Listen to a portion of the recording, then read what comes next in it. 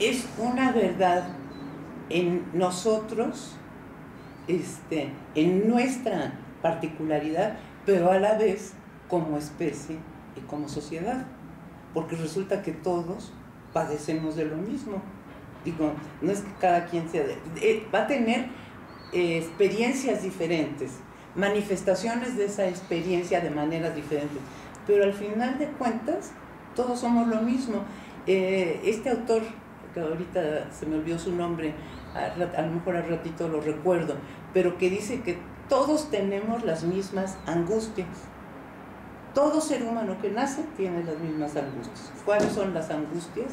Es la angustia de morir, el miedo a morir en un niño, no chiquito. Luego tiene la angustia de dejar de ser querido. Luego la angustia de ser castigado, ¿sí? Por castrado, castigado, etc. Y al final la angustia frente a uno mismo, o sea, la desilusión de uno frente a uno. Todos tenemos, en China, en Japón, entonces, tenemos las mismas angustias. Todos tenemos miedo a morir, y además todos tenemos la misma estructura, entre comillas, corpórea. Por lo tanto, casi todos tenemos casi los mismos símbolos. A donde quiera usted que vaya, en cualquier región del mundo que vaya, siempre va a encontrar un tótem o algo semejante. Inclusive en Mérida hay miles de cosas semejantes a Japón. Entonces de allí salen los símbolos universales, ¿no? Con los cuales se ve pues yo diría esta suerte de estandarización. Claro está que hay gentes que nacen con mayor fuerza yoica y hay gentes que nacen con menor fuerza yoica, ¿no? Que es la famosa serie complementaria que estudió Freud, ¿no? Y sí se ha visto, ¿no? Por ejemplo, aquí en México, no sé si sabe que hubo un Spitz, el autor es Spitz, ¿no lo conoce? ¿Sí? Tenía una serie de niños recogidos, pequeñitos, ¿no? Y los estudió. Por cierto, en Coyoacán estaba su lugar en donde él estudiaba. Y bueno, definitivamente todos lloraban, todos querían a la mamá, todos querían el pecho, pero unos recordaban que cuando tenían hambre o se chupaban el dedo o jugaban con el pie, ¿no? Todo eso, pero recordaban que iba a llegar el alimento y ellos mismos se tranquilizaban, y otros no lo recordaban, teniendo la misma alimentación, la misma hora de la alimentación, los mismos cuidados, o sea, controlando las variables, habiendo variables controladas bajo la misma circunstancia. Unos sufrían muchísimo y otros no. Pues entonces también depende de la constitución física con que nace un ser humano, ¿no?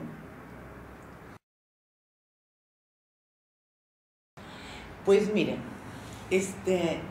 primero vamos a hablar precisamente de la semejanza del cuerpo. Todos tenemos la misma constitución, ¿no?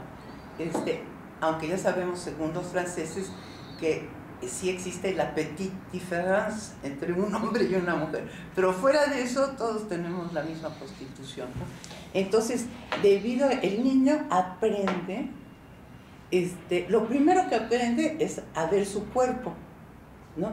Entonces él ahí está solito y ve sus manitas y ve sus piernitas, ¿no? O sea, se conoce a sí mismo. El primer conocimiento es el conocimiento del cuerpo, ¿sí? Entonces, con base en esa circunstancia, el conocimiento del cuerpo, se producen los símbolos generales, los símbolos universales, ¿no? Porque no es que todos, que esté uno más chueco que el otro, eso no importa. Todos tenemos manos, a menos que seamos fenómenos de la naturaleza, pero si no, todos somos semejantes. Entonces se crean los símbolos generales y los símbolos particulares, que ya dependen de la experiencia de cada quien con el tiempo, ¿sí? Entonces, nosotros nos proponemos enseñarles cómo se manejan o qué quieren decir estos símbolos universales. Por ejemplo, ¿qué significa soñar con el mar? Regresar al útero materno, ¿no? ¿Qué significa ¿qué le voy a decir? Morirse, o qué significa cosas cotidianas que vemos. Entonces, con este conocimiento que les vamos a dar de qué significan los símbolos, cada uno de los símbolos, donde proliferan los símbolos, o más bien el lenguaje del inconsciente, pues es a través de los símbolos, ¿sí? No hay un razonamiento aristotélico, es un razonamiento paleológico, ¿no? Entonces, es a través de los símbolos que se va a entender lo que quiere decir un sueño, ¿sí? Entonces, con esta base, pensamos, a ver si sale, porque puede ser que no salga nada, pensamos, primero presentar un ejemplo de cuando yo daba clases aquí, que les dije a las alumnas, les dije, aquí hay un sueño, pero quiero, sin interpretar, pero se conoce, claro, la historia clínica del paciente. Ahora, todos con su papelito escriban la interpretación del sueño que están ustedes escuchando, sin ningún antecedente más ni menos, todos bajo la misma circunstancia, que eso sería, digo, las mismas variables controladas, ¿no? Entonces, no se vale hablar, no se vale decir nada, nada, escuchen el sueño y qué interpretación darían a ese sueño, ¿sí?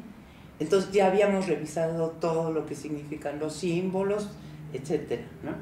Y entonces eran 8 alumnos, y de 8 alumnos, allí frente a mí, para que yo lo estaba vigilando para que no se fuera a poner su ojito en un lugar que no debía de ser.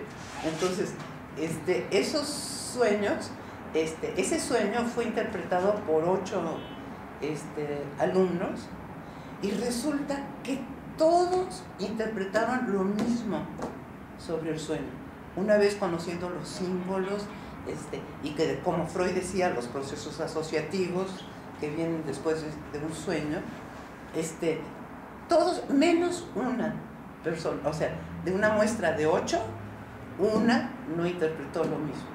Ya mero se la comían todos los cerebros y le demostraron por qué estaba equivocada en sus deducciones, que allí estaba ella proyectándose, no estaba escuchando lo que había soñado la paciente. Entonces nosotros nos proponemos hacer ese experimento, mostrar ese experimento que hicimos, habiendo hablado previamente sobre los símbolos y sobre el aspecto unánime de poder dar una interpretación. Y luego, pero para llegar a digamos, a este proceso, primero tenemos que darle una revisadita a lo que significa cada símbolo. Bueno, Freud como que estudió 1000 símbolos y todos los dijo, ¿no? ¿Qué significa soñar con un príncipe, con una princesa, ¿no? Papá y mamá, ¿qué significa esto y qué significa aquello, ¿no? Y entonces, todo, como le digo, basado en la estructura corporal y en lo que se vive siendo chiquito, ¿sí?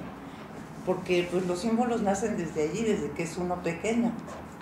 Entonces, pretendemos que se entiendan qué son los símbolos, cómo se interpretan los símbolos, cómo se puede uno dejar de proyectar, poner la propia experiencia y conservar la neutralidad, ¿no?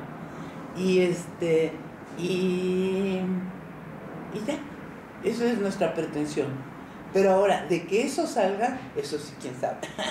Porque, nos ha resultado muy difícil hacer esto, porque de 8 alumnos que había, o sea, que como ya se graduaron y esto y aquello, pues quedaron 4. Y entonces ya no contamos con la muestra de 8, sino con 4. De todas maneras es significativa, en términos de que se conserve la neutralidad, que eso es la importancia para no poner de la propia cosecha lo que quisiéramos que el Señor hubiera soñado o lo que sea. Entonces, de esos 8, de esos quedaron 4, y de esos 4, una se fue a vivir, creo que a Córdoba o algo así. La otra dijo, no, yo ya no puedo asistir porque dentro de unos días me caso. Entonces, tengo que hacer mi boda, en fin, todo, etcétera. La entendimos perfectamente bien, pero quedaron entonces 3, y yo que soy la coordinadora. Entonces, todavía no hemos acabado de ver si va a servir esto o no, o sea, con 3, en fin. Pero yo digo que si no sirve, yo digo que todo sirve, porque si no sirve, también hay un por qué no sirve, ¿no? Porque se fueron tantos, o sea, huyeron de los sueños, porque una se casó, pues a lo mejor porque prefirió distraer su atención que empezar a ver qué le simboliza a ella su casamiento. Usted vaya a saber por qué, porque uno no puede asociar por el paciente, ¿no? Entonces, de que lo vamos a hacer, pero de que salga bien, eso sí no sé.